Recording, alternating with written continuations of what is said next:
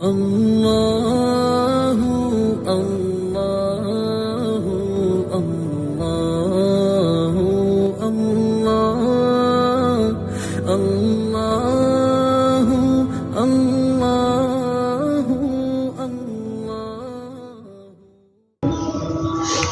نحمده ونصلي على رسوله الكريم أما بعد أعوذ بالله من الشيطان الرجيم بسم الله الرحمن الرحيم إن هذا القرآن يهدي للتي هي أقوم وقال النبي صلى الله عليه وسلم خيركم من تعلم القرآن وعلمه صدق الله مولانا العلي العظيم. میرے محترم بھائیوں اور دوستوں، گزشتہ دنوں میں زکوٰۃ کے مختصر فضائل و مسائل بیان کیے تھے. آج قرآن کریم کے کچھ حقوق بیان کریں گے. قرآن کریم کی عظمت اور اس کی حقیقت اپنے دل میں بٹھانا ہر مسلمان کے لیے ضروری بھی ہے اور اس کے لیے فائدہ مند بھی ہے. قرآن کریم کی عظمت کو دل میں بٹھانے کے لیے پہلی بات یہ ذہن میں ہونی چاہیے کہ اللہ تعالیٰ نے ہر دور میں انسانوں کو زندگی کا صحیح طریقہ بتانے کے لیے اور اپنی دنیا اور آخرت درست کرنے کے لیے کوئی نہ کوئی ہدایت نامہ بھیجا ہے. تورات بھیجی، انجیل بھیجی، زبور نازل فرمائی، صحیفے نازل فرمائے. تو قرآن کریم اللہ تعالیٰ کی طرف سے قیامت تک آنے والے انسانوں کے لیے سب سے آخری ہدایت نامہ ہے. اور اس میں اللہ تعالیٰ نے ہمیں بتا دیا کہ ہمارے لیے کون سے کام فائدہ مند ہیں، کون سے خیالات درست ہیں اور کون سے خیالات اور کام غلط اور نقصان دہ ہیں. نبی کریم صلی اللہ علیہ وسلم نے قرآن کریم کے فضائل بیان فرمائے تاکہ لوگ اس کی طرف متوجہ ہوں. اور آپ کا معمول بھی تھا جب بھی کوئی شخص نیا اسلام میں داخل ہوتا تو آپ اسے صحابہ کرام کے حوالے فرما دیا کرتے تھے کہ اسے قرآن کریم سکھائیں. تو صحابہ کرام سے قرآن سکھاتے تھے، آپ ترغیب دیتے تھے. آپ نے فرمایا کہ تم میں سے بہترین شخص وہ ہے جو قرآن کریم سیکھے اور سکھائے. تو قرآن کریم سیکھنے اور سکھانے والے کو آپ نے بہترین شخص قرار دیا ہے. سیکھنے کے مفہوم میں کئی چیزیں شامل ہیں. نمبر 1، اس کی تلاوت کا طریقہ سیکھنا.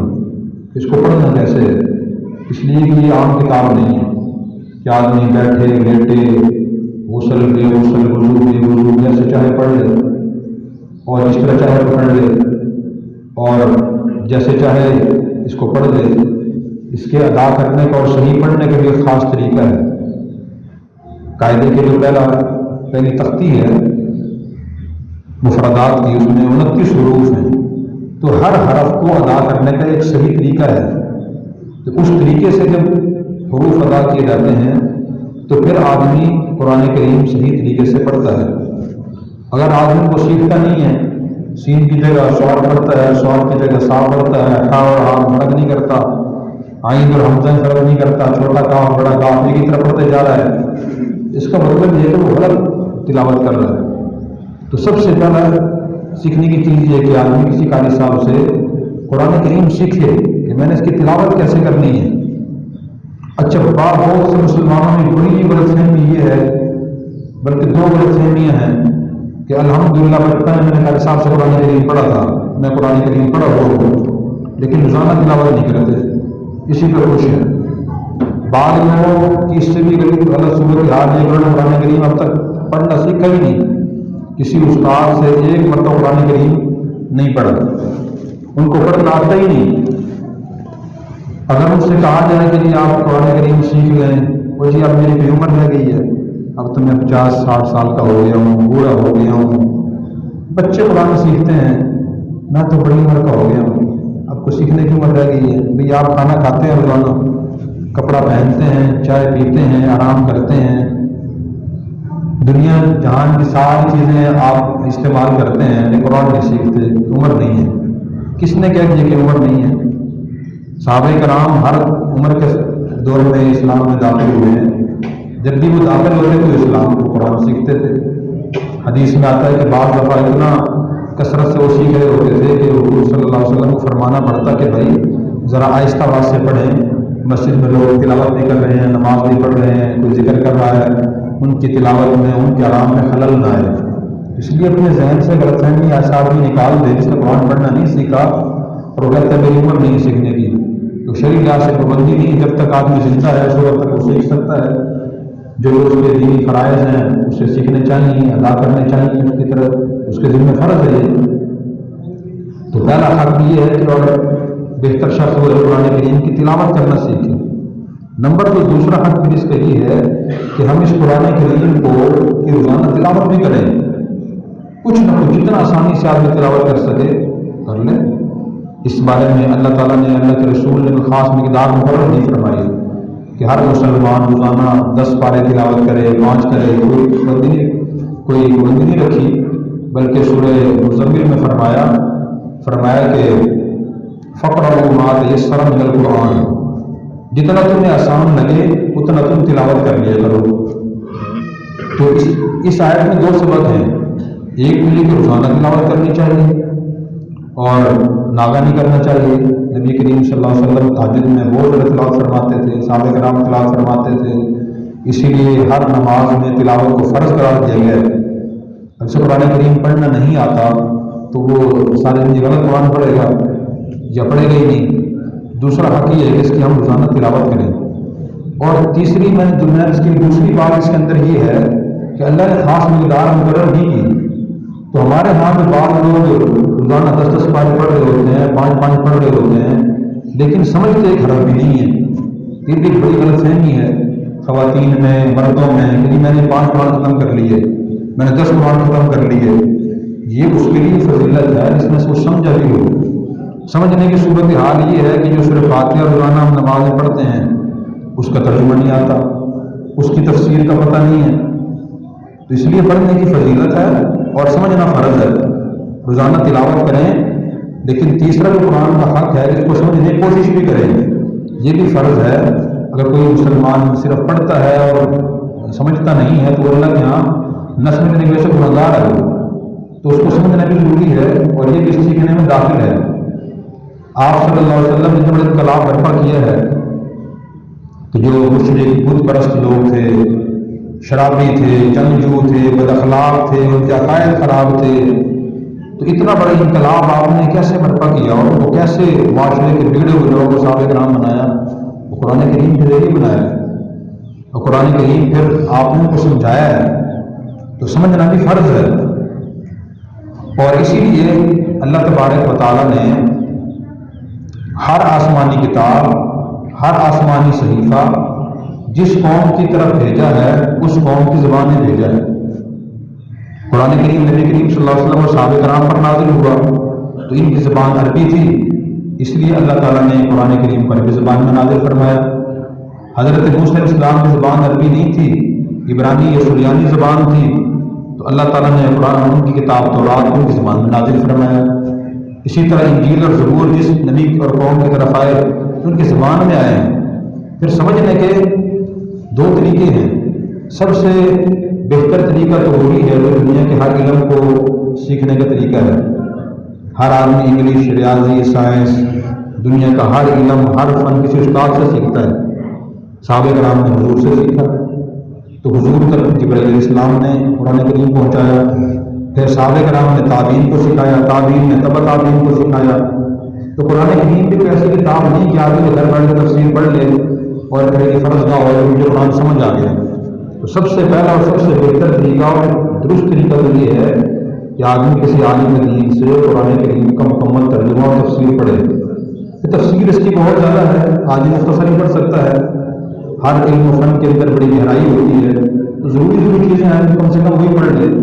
مثلاً آخری جو صورتیں ہیں جو ہر نماز میں نمازی پڑھتا ہے یا سنتا ہے، تو کم از کم ان کا ترجمہ تفسیر سن لے، بڑی رہنمائی اس سے مل جائے گی۔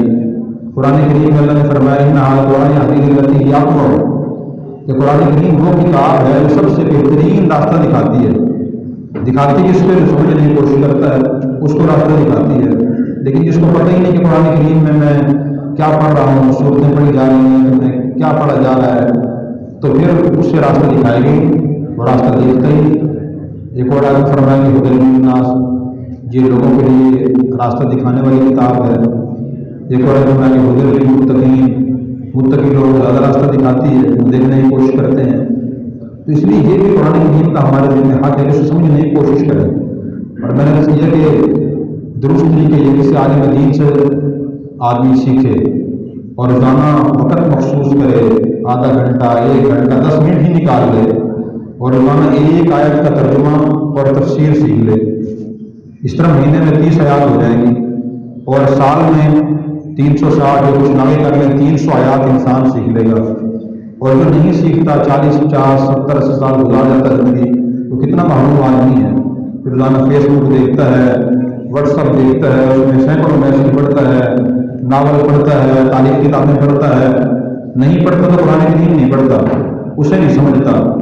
اس لیے سب سے بہتر طریقہ ہے کسی عالم دین سے سیکھیں۔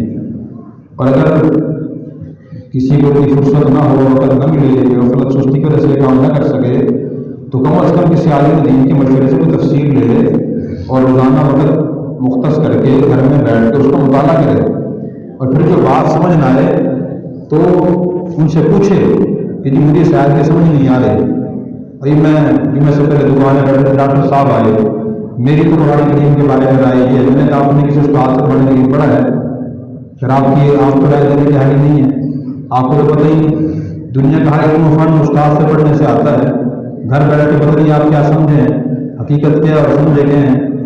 اور ہمارے مذہبی چیزوں کی اکثر صورت حال یہی ہے، قرآن کریم کی ایک آیت ہے، ایک حدیث ہے، ایک مسئلہ ہے، اس کی حقیقت کچھ اور ہے۔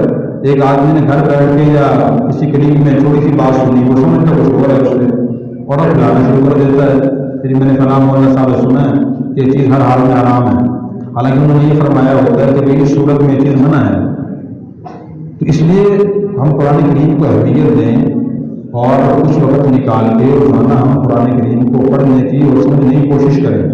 اگر ہم یہ پڑھنے اور سمجھنے کی کوشش کریں گے، زندگی میں بڑا انقلاب برپا ہو جائے گا، ہمارے قرآن کریم کے خیالات اور نظریات حاصل ہوں گے، ہمیں پتہ چلے گا حرام و حلال کیا ہے، صحیح اور غلط کیا ہے۔ قرآن کریم ہمیں اخلاقیات کون سے بتاتا ہے، معاملات کرنے کے طریقے کون سے بتاتا ہے، ایک دوسرے کے حقوق کیا بتاتا ہے، اچھے رویے کون سے ہیں، یہ سب چیزیں قرآن کریم میں لکھی ہوئی ہیں۔ اللہ تعالیٰ نے ارشاد فرمایا وما تسقط من ورقة إلا يعلمها ولا حبة في ظلمات الأرض ولا رطب ولا يابس إلا في كتاب مبين، کہ جو کچھ بھی خشک اور تر ہے تو سارا اللہ تعالیٰ نے قرآن کریم میں بیان فرما دیا ہے، کوئی بات تفصیل سے بیان فرما دی اور کوئی مجمل بیان فرما دی، اور اس کی تفسیر حدیث میں آ گئی ہے۔ جتنی بھی حدیث ہیں قرآن کریم کی یہ تشریح ہیں، اس کی تشریح بیان کرتی ہیں۔ قرآن کریم کیسے رہنمائی کرتا ہے، روزانہ ہم کھاتے پیتے ہیں، قرآن کریم نے فرمایا کلوا واشربوا ولا تسرفوا انہ لا يحب المسرفین، کہ تم کھاؤ اور پیو لیکن حد سے نہ بڑھو۔ تو انسان اکثر بیمار کب ہوتا ہے؟ جب کوئی چیز جسم میں ضرور سے زیادہ بڑھ جاتی ہے یا گھٹ جاتی ہے۔ اکثر گھٹتی تو ہماری کمی ہے، چیزیں بڑھتی ہی رہتی ہیں، کولیسٹرول بڑھ گیا، یورک ایسڈ بڑھ گیا اور چیزیں بڑھ جاتی ہیں، اس وجہ سے انسان بیمار ہوتا ہے۔ اگر اس ایک آیت پر عمل کر لے کہ آدمی چیزیں بڑھنے نہ دے اور اعتدال سے معتدل غذا کھائے تو انسان بیماری نہیں ہوگا۔ صحابہ کرام بہت کم بیمار ہوتے تھے، حضور صلی اللہ علیہ وسلم کے پاس ایک طبیب آئے کہ مجھے فلاں بادشاہ نے مدینہ بھیجا تھا اور کافی عرصے سے میں یہاں بیٹھے ہوں، لوگ علاج کے لیے آئے، بہت کم لوگ علاج کے لیے آتے ہیں، تو یہ لوگ بیمار نہیں ہوتے، یہ علاج نہیں کراتے۔ تو حضور نے فرمایا کہ یہ بیمار تو ہوتے ہیں لیکن بہت کم بیمار ہوتے ہیں۔ اس نے پوچھا کیوں؟ تو آپ نے فرمایا کہ جب تک میں سچی بھوک نہ لگے کھانا نہیں کھاتے، اور جب بھوک لگتی ہے پھر پیٹ بھر کے کھانا نہیں کھاتے، اس وجہ سے بہت کم بیمار ہوتے ہیں۔ چھوٹی سی آیت ہے کلوا واشربوا ولا تسرفوا، کھاؤ اور پیو لیکن حد سے نہ بڑھو۔ جس آدمی کے پاس شریعت کے علم نہیں ہے وہ اچھی طرح جانور کی طرح کھاتا ہے، پھر کہتے ہیں کہ بسم اللہ لکھو تو میں نے کھانا ہی کھانا ہے، بندہ اس میں نہ کم کھا سکتا ہے نہ زیادہ کھا سکتا ہے۔ اب یہ بھی بڑی غلط فہمی ہے۔ اللہ تعالیٰ نے رزق کی بوریاں رکھی ہیں دنیا میں، اور سارے کو تو نہیں کھانا ہم نے، اللہ نے باغات رکھے ہیں، فصلیں رکھی ہیں، انسان کو عقل اور سمجھ بھی دی ہے، تعلیمات دی ہیں کہ جو چیز آپ کے لیے جتنی مقدار میں موافق ہے وہ استعمال کریں، جو چیز نقصان دہ ہے موافق نہیں ہے وہ استعمال نہ کریں۔ ساتھ یہ قرآن کریم کی آیت بھی ہے، اس لیے یہ بھی غلط فہمی ہے جتنا لکھا ہو اتنی میں نے کھانا ہے، انسان اس سے زیادہ بھی کھا لیتا ہے، اسی لیے اللہ تعالیٰ نے فرمایا کہ کھاؤ تو حد سے نہ بڑھو، انسان حد سے نہ بڑھتا اللہ منع نہ فرماتے، حد سے بڑھتا ہے، اس لیے میں نے فرمایا کہ حد کے اندر رہو۔ اس لیے میرے بھائی اور دوستو، ہمیں آج سے عزم کرنا چاہیے کہ ہم قرآن کریم کو روزانہ تلاوت بھی کریں گے اور اس کو سمجھنے کی کوشش بھی کریں گے، سب ارادہ کرتے ہیں۔ اللہ تعالیٰ مجھے اور آپ کو عمل کرنے کی توفیق عطا فرمائے۔ وآخر دعوانا الحمدللہ رب العالمین۔ سنت ادا فرمائے۔